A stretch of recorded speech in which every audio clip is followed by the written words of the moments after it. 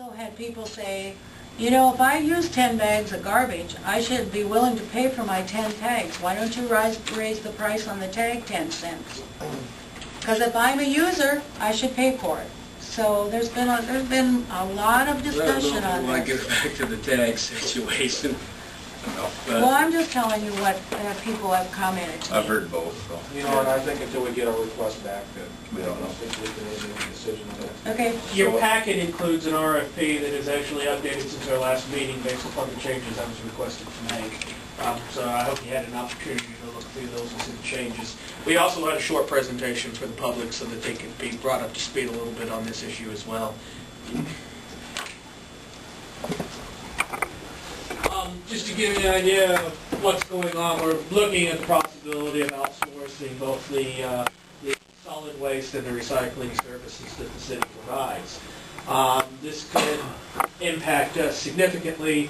You're talking about a utility business that impacts just about everyone in the town. These are some issues that actually we are facing that need to be taken into consideration when we look at this issue. One is that we have a truck that's getting to its age limit. According to Bob, he believes that it'll be necessary to replace the current garbage truck within the next 2 years. And we did some checking on replacements, and between the actual truck itself and the compactor that goes on it, you would be looking at somewhere between $140,000 to $180,000. That would be a unit that actually could load from the rear, which would be necessary to be able to pick up the commercial bins that exist out there in the current residence in the current city. The next issue is an issue that I'll just talk about real briefly. Right now there's an ongoing lawsuit out here at the landfill, and Gary might fill us in a little bit more than I know on this. It could dramatically impact the type of rates we see on our assessment from the landfill right now. Gary, did you just want to kind of fill in a little bit there?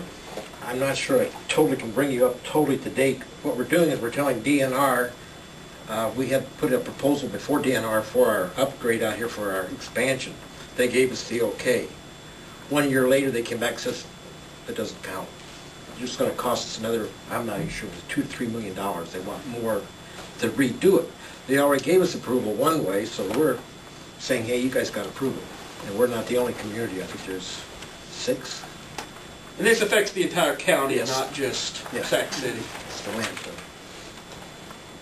And of course, the other thing is over the last couple of years, you'll see that we have been spending a considerable amount of money on truck repairs. And of course, over the next 2 years, we would anticipate with that truck that if it does survive that 2-year period of time, that this would not only stay the same, but there's a very strong likelihood that we would continue to spend more on service of the vehicle.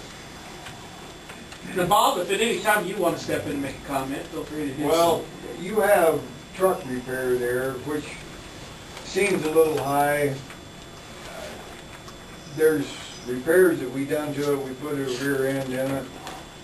Last year we put new brakes in the truck, new rear springs, hydraulic pump, and some minor repairs on the Packer itself. So, you know, those figures, they are a little high. Hopefully, we won't have those repairs in the next year, hopefully in the next 2 years.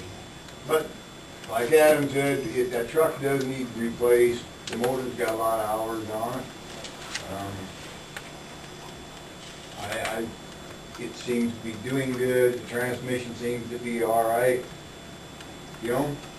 It's one of them things. You can have a brand new truck and the motor go out, or a transmission, or a rear end part of that goes. But anyway, hopefully the repairs, I hope they're not any higher than that. I hope they're less. But you know, it's something you don't know with an older vehicle.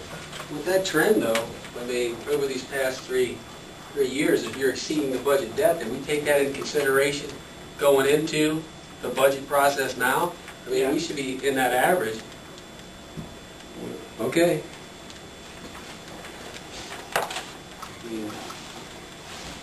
Just to give you an idea of our current service, we currently provide service to 940 residential customers.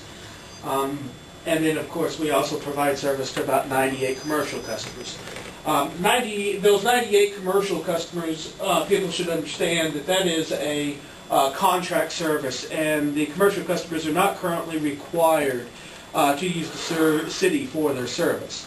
Residential customers, on the other hand, are required to have the city as their service provider. So that's a little bit of a distinction between your residential customers and your commercial customers. As far as revenues go, over the last couple of years, we've been seeing somewhere between $210,000 and $215,000 a year in revenues. And as you can see, the expenses bounce somewhere between $205,000 and $225,000. In some years, we make a profit. In some years, we don't. And this, to give you an idea, right now, the reserve for the department is roughly $8,000. That's what they currently have sitting in the reserve case. Can I make a comment before we go on to the Sure. next slide?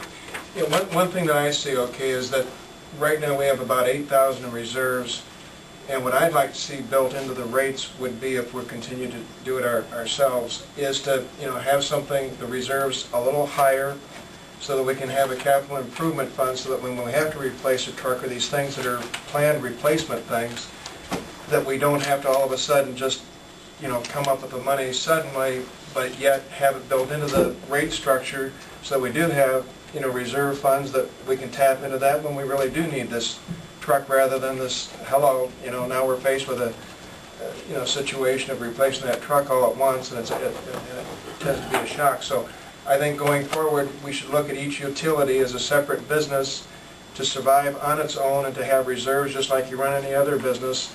You have things planned out in the future for, the necessary replacements as we go. With the current economy, how is that $8,000 working for us right now? Actually, Are we monitoring that on like a monthly basis to see if the CD is the best option? oh, well, no, to be all honest, as small as that is, you don't want to put it into investment. Because to give you an idea, at the beginning of the year, it was just under $11,000. It's now at $8,000, which means we've bled into about $3,000 of our reserves off and on. And that'll fluctuate throughout the year. But you need that reserve available to be able to keep the expense account. Where's it sitting out there right now? I mean, is it drawing any interest rate whatsoever? I don't believe. Our money sits in savings account. Yeah, very All our modest reserve amount of sits in money savings account. would be collected. But That isn't in. but our finance policy allows us, we don't typically would finance anything that might need to be necessary over a 3-month period of time. And that money, you could easily see a scenario where, for instance, with a truck repair cost, that $8,000 would be very necessary for those type of costs. Any other questions before I go on? This one might be a little bit harder for you to read. This is just to give you an understanding of what the last couple of years it looks like. You'll see 06, 07, those are the actual numbers of what was spent in the department in the different categories. You'll see that we roughly spent $204,000 in 06, 07, and then $213,000 in 07, 08. This year, the projected expenditures were $242.5. However, I will say that built into that, you will see the third line from the bottom is CIP, capital improvement projects. That $15,000 was the anticipation of putting aside money for a truck. Of course, the revenues haven't matched to be able to do that this year. But that's why that number is built into there. You'll see where we are through the first half of this year. We're roughly at through December, we're roughly our expenditures are about $112,000. Why are the benefits so high with the wages? You're 50%. Look at your first two of that. Let me read that right. What's the top? The top is your salaries and your benefits. Built into your benefits there is your Blue Cross Blue Shield cost. You have your FICA, your IPERS. Am I missing anything, Sandy, built into those? That's what accumulates into that number. That's the whole When number. we're halfway through, it's going to be down. And